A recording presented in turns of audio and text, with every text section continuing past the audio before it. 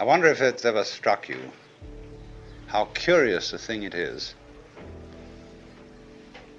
that most of the things that we experience we regard as things that happen to us, which we ourselves do not originate, which are events expressing some sort of power or activity that is external to ourselves. And if you consider that, you realize that what you mean by yourself is rather narrowly circumscribed. Even events that go on in our own bodies are put in the category of things that happen to us in the same way as things that go on in the world outside our skins. If there's a thunderstorm or an earthquake, well, it happens to you. You're not responsible for it. But so in the same way, when you have hiccups, you didn't plan on it. If you have belly rumbles, you had no intention of doing it. And as to the catastrophic act of getting born, well, you had nothing to do with that. And you can spend all your life blaming your parents for putting you in the situation in which you find yourself. And this way of looking at the world in this sort of passive mood as something that happens to you goes right down to our general feeling about life. It goes down to the way in which, as Westerners, we have been accustomed to look at human existence as a precarious event in a cosmos that, on the whole, is depicted as being completely unsympathetic and alien to our existence. In other words, if you're reared with a 20th century, or shall we say an early 20th century common sense, which is based on the philosophy of science of the 19th century, with its rejection of Christianity and Judaism, you regard yourself as an accident, a biological accident, in a stupid universe, which is mechanical, but has no feelings, no finer feelings. A vast, pointless gyration of radioactive rocks and gas in which you happen to occur. Of course, if you don't have that point of view and you are more traditional, you look upon yourself as a child of God. And therefore, under authority.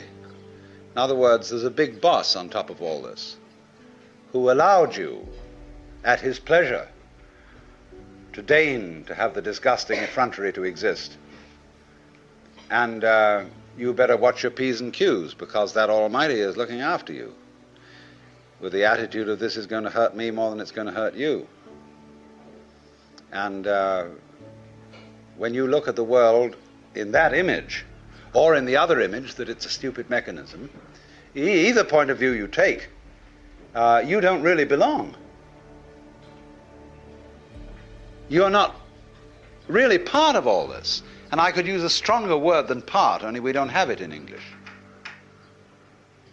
We have to say something like connected with it, essential to it, or to put it in the strongest possible way, it is quite alien to Western thought to conceive that the external world, which is defined as something that happens to you, and your body itself as something that you've got caught up with, it is quite alien to our thought to consider all that as you yourself.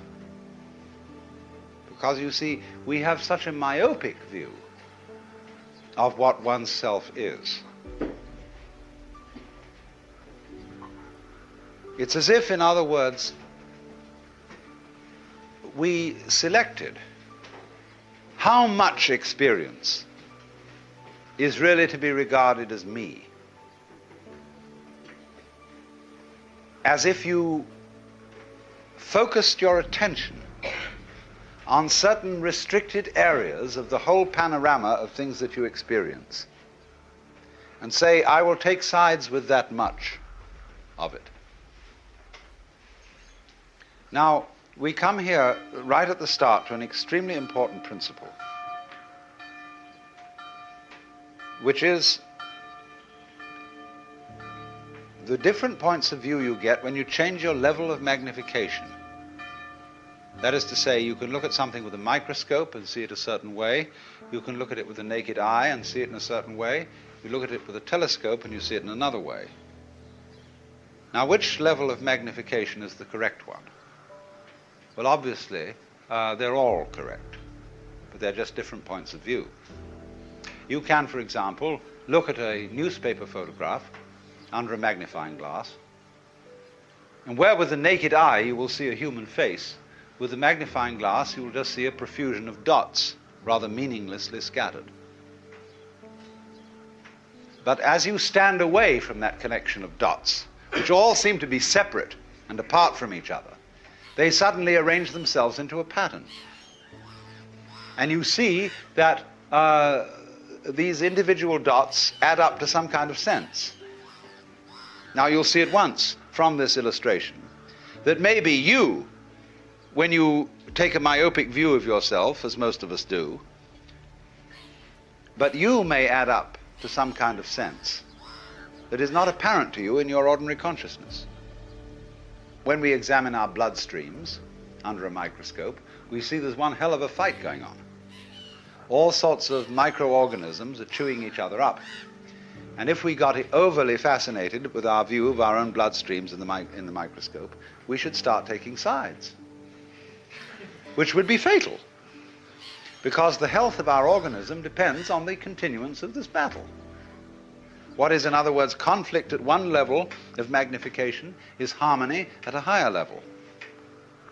Now, could it possibly be, therefore, that we, with all our problems, conflicts, neuroses, sicknesses, political outrages, wars, tortures, and everything that goes on in human life, are a state of conflict which can be seen in a larger perspective as a situation of harmony?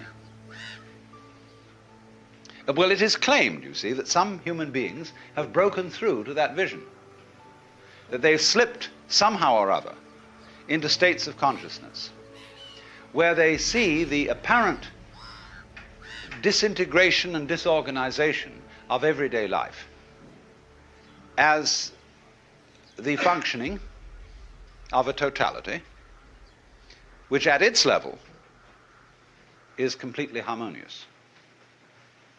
And you can say, aha, at last I see, I got the point. I've seen how all this makes sense. But what this insight depended upon was your overcoming the illusion that space separates things. That is to say, the space, the interval between your body and mine. The interval created by birth at one end and death at the other. And then after somebody's death, then somebody else's birth. These are events with intervals between them. And normally we regard these intervals in time and these intervals in space as having no importance, no function. We tend to see the universe itself as really consisting in all the stars and galaxies. That's what it is. That's what we notice. But the space in which all this happens is sort of written off as something that isn't really there. But what one has to realize is that the space is an essential function of the things in the space. After all, you can't have separate stars unless there is a space around them. Eliminate the space and you will see you couldn't have this phenomenon at all. And vice versa. You couldn't have the space. They wouldn't be there in any sense whatsoever if there weren't the bodies in it. So the bodies in the space and the space are two aspects of a single continuum. They're related together in exactly the same way as a back and a front. And you just don't get one without the other. So the moment you see that intervals, that space is connective, you can understand at once how you are not just to be exclusively defined as a flash of consciousness that occurs between two eternal darknesses, which is the popular common sense view which Western man has of his own life. That you consider that in the darkness that comes before your birth, there was no you, and in the eternal darkness that follows your death, there is likewise no you. And I'm going to discuss these matters not by appealing to any special spooky knowledge, as if I had been traveling on the higher planes and knew all my previous incarnations and therefore could tell you authoritatively that you are much more than this individuality. I'm going to do it on a basis of complete common sense, that everybody has access to the facts. And that just what you have to realize is that life is a pattern of immense complexity. And what you call yourself as a living organism, say, I am my whole body at the very least. Now, what is that body? That body is recognizable, and I recognize my friends when I meet them again, with luck, and you recognize me. Although the last time any of you saw me, I was absolutely something entirely different from what I am now. Just as the flame of a candle is never a constant. A flame of a candle is a stream of hot gas. Only you say the flame of the candle as if it were a constant. Well, it is a recognizably constant pattern. The spear-shaped outline of the flame and its coloration is a constant pattern. But in exactly the same way, we are all constant patterns. And that's all we are. The only thing constant about us at all is the doing rather than the being. It's the way we behave, the way we dance. Only there's no we that dances. There's just the dancing. Just as the flame is the streaming of hot gas, just as a whirlpool in a river is a whirling of streaming water. There is no thing that whirlpools. There is the whirlpool. And in the same way, each one of us is a very, very delightfully complex undulation of the energy of the whole universe. Only by our process of miseducation, we've been deprived of the knowledge of that fact, not as if though there was someone to blame for this, because it's always with our own tacit consent. Because life is basically a game of hide and seek. Because life is pulsation, on and off. Here it is, and now it isn't. And by being this pulsation, we know it's there. See, you don't know what you mean by on unless you know what you mean by off. That's why when we want to awaken someone, we knock at the door. It's not enough to slam the door once with your fist and make a big noise, but you keep up a pulsation, because that by its on and offness attracts attention. All life, you see, is this flickering in and out. Only there are enormous rhythms in it.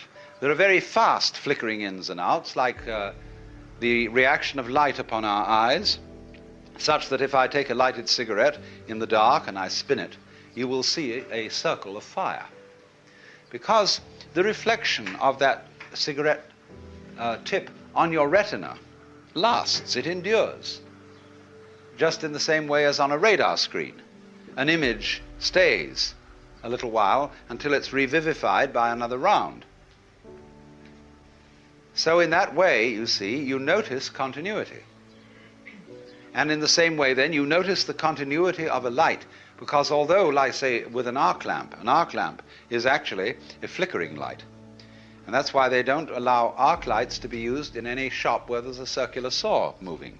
Because sometimes the flickering speed of the arc light so synchronizes with the turning speed of the teeth on the blade that the teeth look as if they're not moving. And so anybody who might put his hand on the blade would have it chopped off, thinking it was a still one. So in this way, very fast impulses are looked upon us as constant. And we see where there are fast impulses a solid thing. When you look at the blade of a propeller or an electric fan, the separated 4 or 3 blades become a solid disk, and you cannot throw an egg through it. Well, so in exactly the same way, you can't put your finger through a rock, because the rock is moving too fast for your finger to go through. That's the meaning of the whole phenomenon of hardness.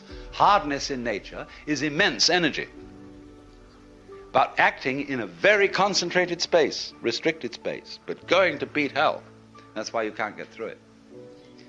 Now, from those very tiny fast rhythms, which give us the impression of continuity, there are also in this universe immensely slow rhythms. And these are very difficult for us to keep track of. And they impress us and depress us as our own life and death, as our coming and going, which goes for what is to us such a slow pace that we can't possibly believe that it is really a rhythm. We think of it as our birth, as something quite unique that could never occur again, because we're so close to it, you see, and it's moving so slowly. And so with that point of view, we are, like Marshall McLuhan said, he borrowed a metaphor from me, which is that we are driving a car looking at the rear vision mirror. That means that the environment in which you believe yourself to exist is always a past one. It isn't the one you're actually in. The process of growth, the basic process of biology, is one in which lower orders are always being superseded by higher orders. But the lower order can never figure out, or only very rarely figure out, what the higher order is that's taking over, and may see it as a terrible threat, as total disaster, as the very end, but therefore can never be aware that the principle of growth always has and always will continue. Whereas that's what's going on. But you never know what the next step is going to be, because if you did know, you wouldn't take it, because it would already be past. Do you understand this? That any certainly known future is an event of which we can say, you've had it. And in that sense, it's past. When we play games, and we say in chess or in bridge or whatever game you're playing, the outcome of the game becomes certain. We at that point cancel the game and begin a new one. Because the whole zest of the thing, and which takes me back to the idea that this whole thing is a hide-and-seek game, is that you don't know what the next order coming up is.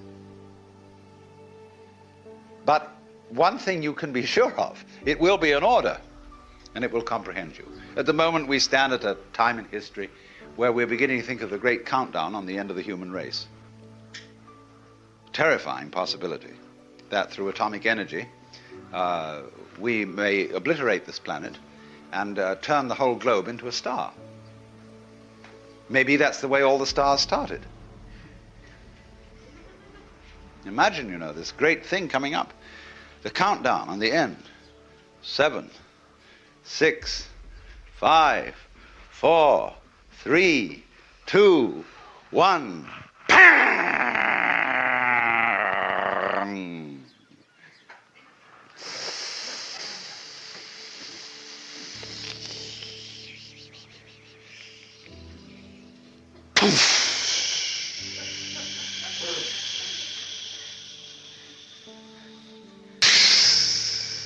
Where have you heard that before? You sit on the seashore and you hear the waves going in and out, and you don't stop to think. That's what you're doing. That's what the whole business is doing. And there are places where the wave mounts and mounts and it gets too big for its boots or whatever, and it spills and breaks. And we could do just that. But Very important to realize that that's what you're doing, because then you don't get panicky about it. And the person who's going to press that button is a person who's going to be in panic. So if you realize that that's what it is, and that it doesn't really matter if the whole human race blows itself up, then there's a chance that it won't do it. That's the only chance we have. Not to do this thing which attracts us like a kind of vertigo, like a person who looks over a precipice and is all set to throw himself over. Or a person who jumps out of a plane when they're skydiving and forgets to pull the parachute ring because he gets fascinated with a target. It's called target fascination. He just goes straight at it, you see. So we can get absolutely fascinated with disaster, with doom. Or, you know, all the news in the newspapers is invariably bad news. There is no good news in the newspapers. People wouldn't buy a newspaper consisting of good news. Even the free press is full of terrible news. Except the San Francisco Oracle. And the fascination, you see, for this doom might be neutralized if we would say, well, why bother about that? It's just another fluctuation in this huge, marvelous, endless chain of our own selves and our own energy going on. See, here's the problem. Because of our myopia, because of the way we've, as it were, restricted consciousness to focus upon just that certain little area of experience that we call voluntary action. That's us. And everything else happens to us. Now, that's obviously absurd. Let's suppose you take in your hand one of those toys, a gyroscopic top. And you suddenly notice, the minute you get this in your hand, that it has a kind of vitality to it. It seems to resist you. It starts pushing you in a certain way, see? And sometimes you're with it and following it. And then sometimes you see it. It's just as if you held a living animal in your hand. You know, you pick up a hamster, you know, or a guinea pig, and you hold this little thing in your hand. It's always trying to escape. So the gyroscope always seems to be trying to escape your hold. Now, in exactly the same way, what you're experiencing all the time, all sorts of things are getting out of control and doing things you don't expect. It's trying to escape your hold. All right, then don't grab it so hard. And you discover that this living thing that you're feeling, like the gyroscope top, it's your own life.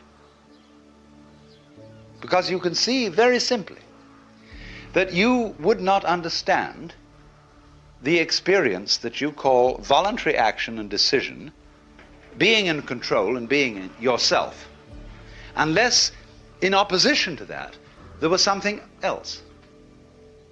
You couldn't realize self and control and will unless there was something other, out of control, and instead of will, won't. It's the two together only that produces the sensation that you call having a personal identity. Only, there is a funny thing about human consciousness which has been worked out very carefully in Gestalt psychology, which is that our attention is captured by the figure rather than the background, by the relatively enclosed area rather than the diffuse area, and by something moving rather than what is relatively still. And to all those phenomena that in this way attract our attention, we attribute a higher degree of reality than the ones we don't notice. That's only because, for the moment, those are more important to us. Consciousness, you see, is a radar that is scanning the environment to look out for trouble, just in the same way as a ship's radar is looking for rocks or other ships. And the radar, therefore, does not notice the vast areas of space where there are no rocks, no other ships. So in the same way, our eyes, or rather the selective consciousness behind the eyes, only pays attention to what we think is important. I am at this moment aware of all of you in this room, of every single detail of your clothing, of your faces, and so on, but I'm not noticing it all. And therefore I will not be able to remember tomorrow exactly how each one of you looked and what you were wearing. Because what I notice is restricted to things that I think are particularly important. If I notice some particularly beautiful girl in the audience, then I might notice also what she's wearing. And that would be memorable. But by and large, you see, we scan things over, but we pay attention only to what our set of values tells us we ought to pay attention to. But quite obviously, you as a complete individual are much more than the scanning system. You are in relationships with the external world that on the whole are incredibly harmonious. And so in this way, we have this rather myopic way of looking at things. And we screen out from attention anything that is not immediately important to a scanning system based on sensing danger. But quite obviously, you as a complete individual are much more than the scanning system. You are in relationships with the external world that on the whole are incredibly harmonious. Going back to this illustration of every living body as something like the flame of a candle. The energies of life in the form of temperature, light, air, and food, and so on, are streaming through you all at this moment in the most magnificently harmonious way. And you're, all of you, far more beautiful than any candle flame. Just sitting in these chairs, just going, you know? Only we are so used to it. We say about that, so what? Show me something interesting. Show me something new. Because it's a characteristic of consciousness that it ignores stimuli that are constant. When anything is constant, it says, okay, that's safe, it's in the bag, needn't pay attention to that anymore. And therefore we eliminate systematically from our awareness all the gorgeous things that are going on all the time, and instead only become focused on the things, the troublesome things that might happen to upset it. Which is all right, but we make too much of it. And we make so much of it that we identify our very selves, I, ego, with the radar, with the troubleshooter. And that's only a tiny fragment of one's total being. So that if you do become aware that you are not simply that scanning mechanism, but you are your complete organism, then very swiftly, in turn, as a consequence of that, you become aware that your organism is not the way you think about it when you look at it from the standpoint of conscious attention, from the standpoint of the ego. From the standpoint of the ego, your organism is your kind of vehicle, your automobile in which you go around. But from a physical point of view, your organism is again like the candle flame or the whirlpool. It is something which is a continuous patterning or activity of the whole cosmos. The key idea here is pattern.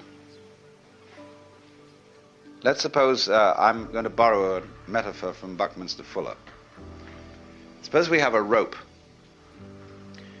and one section of this rope is made of manila hemp. The next section is cotton. The next section is silk. The next section is nylon, and so on. Now we tie a knot in this rope. Just an ordinary 1/over knot. And you find by putting your finger in the knot, you can move it all the way down the rope. Now, as this knot travels, it's first of all made of manila hemp, it's then made of cotton, it's then made of silk, it's then made of nylon, and so on. But the knot keeps going on.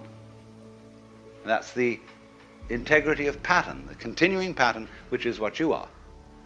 Because you might, for several years you might be a vegetarian, and you might be a meat eater, and so on, and your constitution changes all the time, but your friends still recognize you, because you're still putting on the same show. It's the same pattern. That is the recognizable individual. But we are trained in our language. The very structure of the language we talk deceives us into misunderstanding this. Because when we see a pattern, we ask, what's it made of? Like you see a table. Is it made of wood or is it made of aluminum? But then when you inquire into what is wood, and how does wood differ from aluminum, the only thing a scientist can tell you is the different patterns, that is to say, the different molecular structure of the two things. And a molecular structure is not a description of what something is made of. It is a description of what dance it is performing, what motions, what kind of a symphony this is.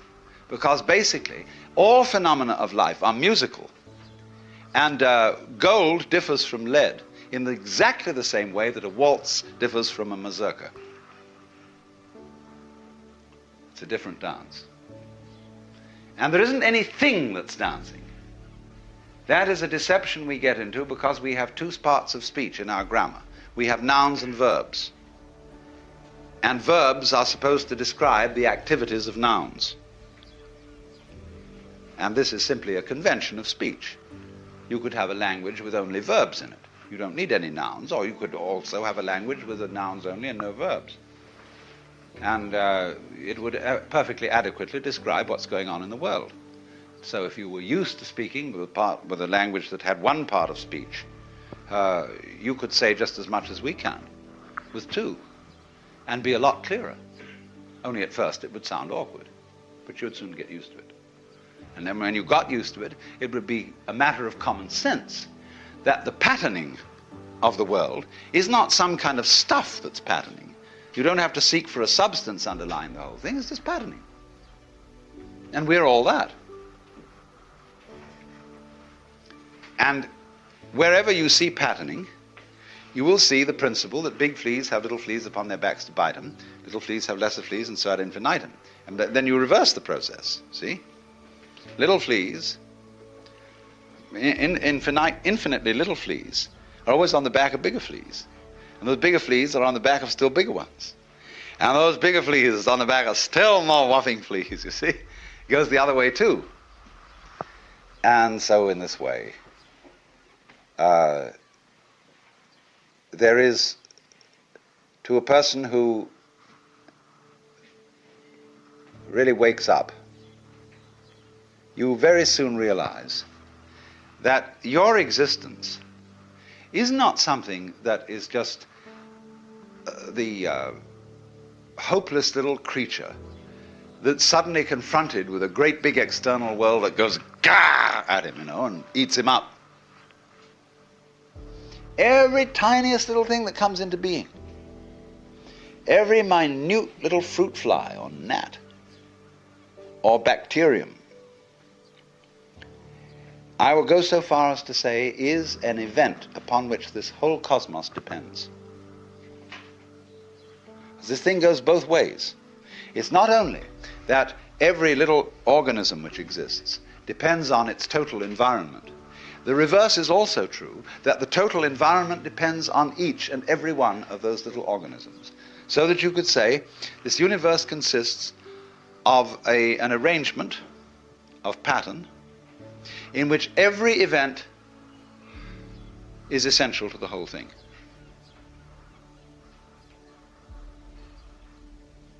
Now, we screen that idea out of our consciousness in exactly the same way that we screen out the perception of space as an important reality. Just as we pay attention to the figure and ignore the background, so we see one way of looking at things, namely that the organism is very frail against the environment. It lasts a long time, the environment, but the organism only lasts a short time.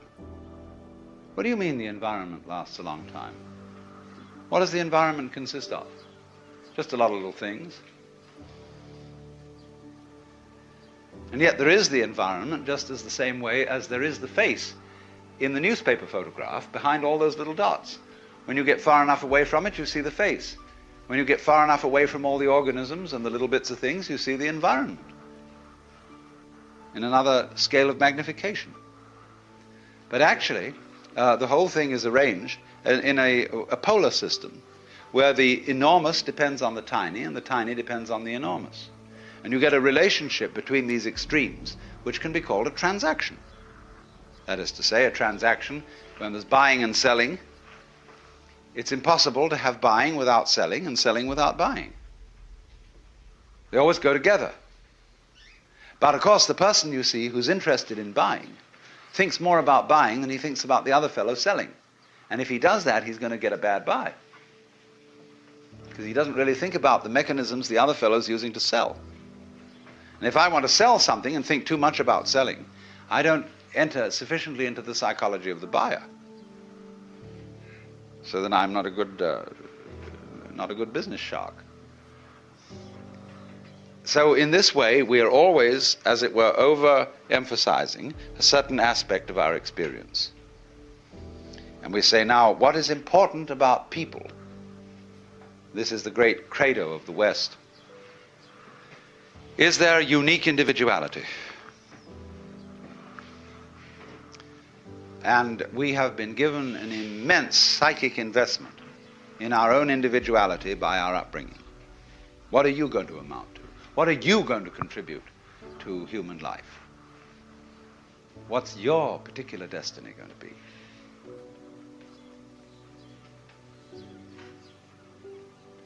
It's a fine idea.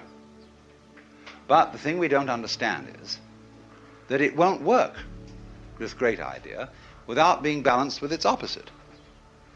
Just as you can't have the back without the front. So you cannot have the values of a unique personality unless at the same time everybody recognizes that there is another level at which we are not unique at all, but that I am you and you are I. That, in other words, the so-called I that we all have, you see, every one of you feels that you're the center of the universe and that everything else is happening around you in a circle. You can turn around and you can see sort of equally far in all directions, especially if you're in a ship in the middle of the ocean. So you're in the middle. And it's true from the standpoint of astronomy. We live in a curved space-time continuum, that is to say, in a universe at which every point may be regarded as the center. Consider a sphere. Here's a ball. What point on this ball is the center of its surface?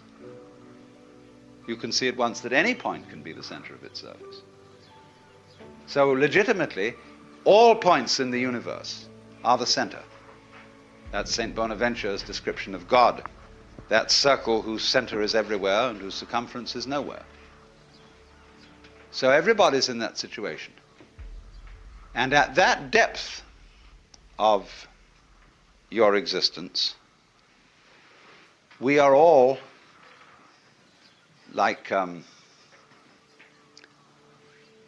nerve ends on your own skin.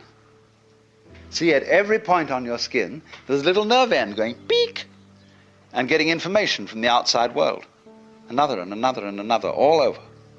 And they all constitute your total sensitivity. Well, so in the same way, when all these people sitting around here, with their little eyes and little ears and things, they're going peek, and they're all really one common center called I, which is looking at itself from ever so many different points of view. Only we are so close to it and we are so absorbed in the different ways each one of them is doing that we neglect the community underneath. Just like when you never seen Chinese people before and you go into a bunch of Chinese people and you can't tell the difference between them. You think, well, all Chinese look the same. Well, the Chinese, when they first saw us, they thought we all looked the same. We all had red hair and long noses. And then when you get to know, I live in Japan for a week, 2 weeks, 3 weeks, And then suddenly all the Japanese start turning into people. And they look like, they don't look Japanese anymore, they just look like people. They're all different. See? As you get to a certain level, then all the individuality comes out. So, if in other words, someone from an entirely different form of biology came to this planet and looked at us, he wouldn't know the difference between Negroes, Greeks, Armenians, and white Anglo-Saxon Protestants. They would all look to him exactly the same. And he would see us as, in other words, he'd look at a group like this here, and he would call it a thing. You know, just as you see a set of false teeth, and they all look pretty much alike, and you say, well, that's a set of false teeth. So you see a set of people sitting around, and say, well, that's just a thing. It's like a caterpillar with so many legs on it, you know. It breaks up and reforms and so on. It's rather interesting. It's like hydras, you know. You can take hydras and put them in an osterizer. Flatworms, excuse me. You can take flatworms, and you can teach them certain tricks. And then you put them in an osterizer and pulverize them. Then they reform themselves, and they know the tricks you taught them. And you can mix up those who do and those who don't. And those who do learn the tricks can convey it to the new ones that didn't know them. See? So that maybe one day we can get some DNA from genius people and feed it to people who don't know anything, and immediately they learn these tricks. Think of that. But the meaning of all that, talking about DNA and osterized flatworms, is that what is transmitted all the time is the repetition of pattern, the repetition of certain rhythms. And that this whole rhythmic system may be looked at in this way. Let's just take any pattern. We can form a pattern, say, of like this. See? I make a kind of a loop-ended cross in the air. Now, let's consider what is the problem involved in analyzing that pattern into smaller parts. Shall I say each one of these loops is a part, and there are 4 parts, therefore, to the pattern. Well, where does a loop begin and end? Just excuse me, let's look at it another way. I could say that not this was a part, but this was a part of the pattern. And there were 4 of those. You should all study, incidentally, the drawings of a great Dutch artist by the name of Escher, whose work appeared a little while ago in the Scientific American, but he has a book of the most fantastic patterns, where you will see, for example, an arrangement of devils. And when you look at the background, it's an arrangement of angels. That everything goes with its counterpoint. So that when you look at one of Escher's pictures, you don't know which is the foreground and which is the background. You just flip, flip, flip, flip, flip, and you can have it either way. Well, everything's like that. Only because, as I said, we are fascinated with what we have at the moment selected as the foreground. We say, foreground, it comes before, it's important. That's what's there, the background. Oh, that's just background, you see. Supposing you suddenly do a flip on that, you realize the foreground, yeah, it's kind of close, but as we say of people, you could only see the trees, you can't see the forest. It's like businessmen who say they're very practical, but they're very short-sighted and don't know what's good for them. Put themselves out of their business regularly, so they have to start wars in order to carry on business. And, that's stupid. So you always, wherever you are looking at the general panorama of sensory experience, try switching. Try shifting your attention to all the things you thought were unimportant, to the constants, to the background. And begin looking at the spaces between people. All painters have to learn this, because especially if you're working in oils, you actually have to paint in the background. Weavers know this, because when they're making patterns in weaving, they've got to weave the background as well. Or if you do needlepoint with embroidery, think of the hours you spend putting in the background over the canvas in wool. And you become aware of it. Same way the people who made the great Oriental carpets. They're much more aware of the background as constituting an essential part of the total experience. So, as you become aware of this, you see the same thing that you notice in music, namely that it is only as a result of hearing the interval between tones that you hear any melody. If you don't hear the interval, you're tone deaf, and all notes are the same noise. All you hear is rhythm. You don't hear any melody. You've got to hear the interval. So then watch the intervals between people. The things that aren't said, the things that are tacit, the things that are implicit rather than explicit in all life. And then you begin to get connected. You know, it's very important to have a connection in life. And to be in the know. And this is the way it fundamentally comes out. Of seeing the thing you forgot. You know, you can always bug people in a beautiful way, in a very helpful way, by just saying to them, what did you forget? I say, well, I don't know. What was I supposed to remember? Oh, I'm really not trying to put you on. I mean, it's not difficult. This is something completely obvious that you forgot. You'd easily remember it because it's so obvious. Well, that's the hardest thing in the world to think of. What's the most obvious thing I forgot? Oh, what's that? Well, who do you think you are? Well, how do you answer that question? Who are you? Well, you give a name. You say, I'm Joe Dokes, I'm Alan Watts. That's not true. That's what people told you you were. They put that name on you, and they taught you to identify with it and to behave as it was expected to behave. But that's not who you are. You know very well. Go back in your memory. Go back into your infancy before they started telling you all this stuff. Who are you? And if you get with that, you'll know very well who you are.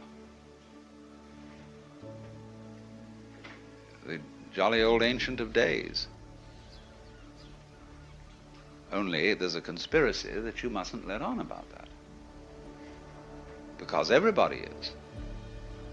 And if one person realizes it, the other's a little bit offended. And they say, well, how come you're so great?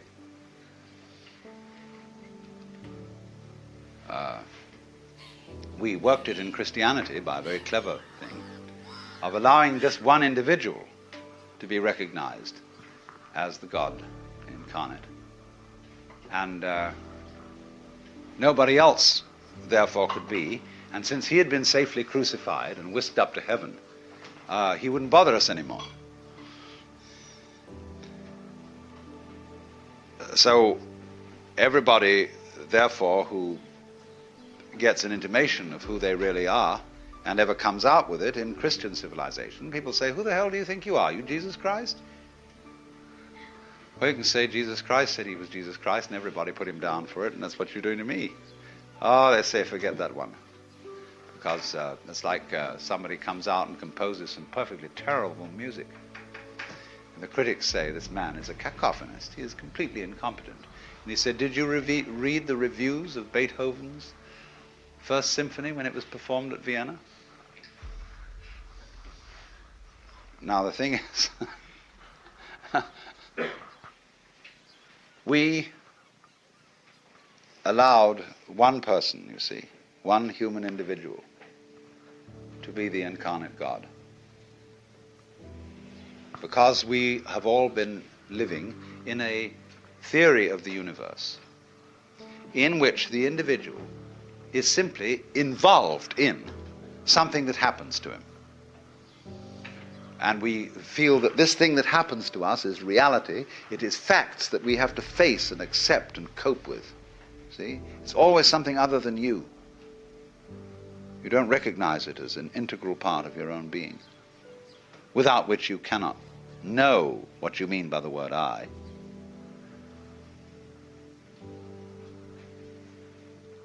But in the truth of the matter is, though, that if you will face it out, every single one of us knows that that isn't true.